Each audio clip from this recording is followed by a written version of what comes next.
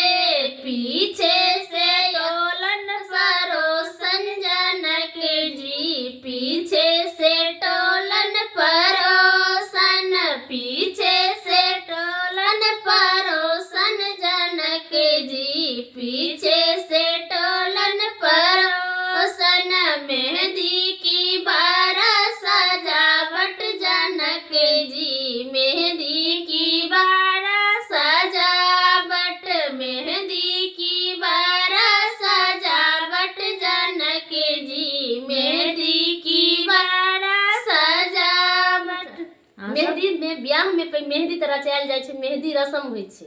लेकिन अहाँ सब जरूर प्यार आशीर्वाद देबै। देखियो कते गर्मी छै, फिर भी हम सब बिना पंखा बिना बिना मेहंदी लगले कूलर के ब्याह हम नहीं होइ सब छै। हमरा सबके मेहंदी गीत गावल जाय छै। बना रहल छी गीत, अहाँ सब जरूर प्यार आशीर्वाद देब और आगा बढ़ाएब।